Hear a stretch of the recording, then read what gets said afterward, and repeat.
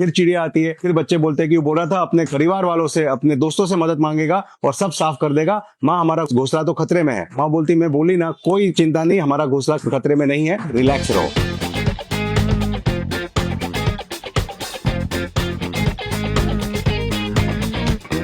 एक गांव में एक किसान था, उसका एक खेत था और उस खेत में एक बड़ा पेड़ था। उस पेड़ पे एक चिड़िया का घोंसला था जहाँ नन्हे नन्हे बच्चे जस्ट अपने अंडे से बाहर निकले थे और जो माँ है वो रोज कुछ खाना लेके आके बच्चों को खिलाती थी। एक दिन कोई बड़ी बीमारी आई और उस पूरे खेत को नष्ट कर दी। वो किसान हैरान परेशान पहुंचा, बोला पूरा खेत नष्ट हो गया, मुझे पूरा साफ करना पड़ेगा, पूरा जीरो करना पड़ेगा। तो मेरा खेत बाजू वाले गाँव के बिल्कुल नजदीक है, मैं वहां जाके मदद मांगता हूँ और पूरे खेत को साफ कर दूंगा। तो जैसे ही शाम को माँ खाना लेके घोंसले तक पहुंची तो बच्चों ने माँ से कहा कि किसान तो ऐसा ऐसा कह रहा था, पूरे खेत को वो साफ करने वाला है, बाजू वाले गांव की मदद मांगने गया है, तो क्या हमारा यहाँ रहना ठीक है, हमारा घोंसला खतरे में तो नहीं? तो माँ बोली कोई बात नहीं, रिलैक्स, कुछ नहीं होगा, हमारा घोंसला खतरे में नहीं है। और बच्चे माँ का सुन के रिलैक्स हो गए, कोई बाजू वाले गाँव व्यक्ति नहीं आए। अगले दिन फिर वही किसान खेत में आता है, बोलता है मेरा पूरा खेत नष्ट हो गया, मुझे मदद चाहिए, मैं जाऊंगा और अपने गाँव के लोगों से मदद मांगूंगा पूरा खेत को ठीक करने के लिए, पूरा साफ सफाई करके पूरा हटाने के लिए। फिर बच्चे शाम को जब माँ लौटी बोले किसान आया था,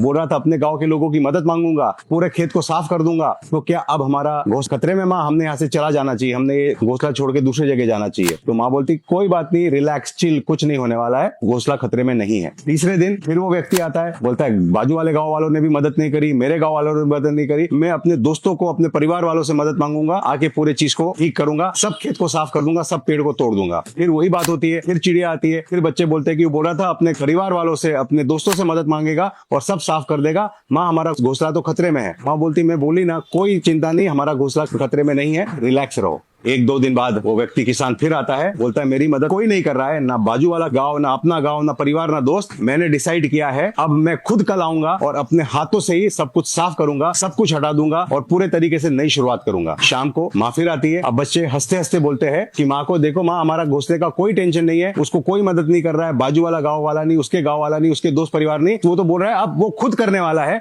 माँ ऐसा हो ही नहीं सकता है। तो माँ बोलती है अब अपना घोंसला खतरे में है, उस व्यक्ति ने डिसाइड कर लिया है कि वो जिम्मेदारी अपने हाथ में लेने वाला है, अब अपने दूसरे घोंसले की तैयारी करके यहाँ से निकलना चाहिए। सीख यही है, जब तक आप अपने मदद के लिए पड़ोस में, इधर में, उधर में, परिवार में, दोस्तों में सोचते हो कि कहीं ना कहीं से मदद मिल जाएगी, लेकिन खुद के ऊपर अभी तक खुद के हाथों में चीज नहीं लेते हो, खुद के ऊपर वो विश्वास नहीं रखते हो, दुनिया आपके साथ आके खड़े नहीं रहेगी। जिस दिन आप ये सोच लोगे कोई रहे ना रहे, मैं करूंगा, किसी हाल में करूंगा, करके रहूंगा, अकेला अपने जिद पे करूंगा, वहीं से जीवन का, आपके जीवन का परिवर्तन शुरू होता है, वहीं से बदलाव शुरू होता है।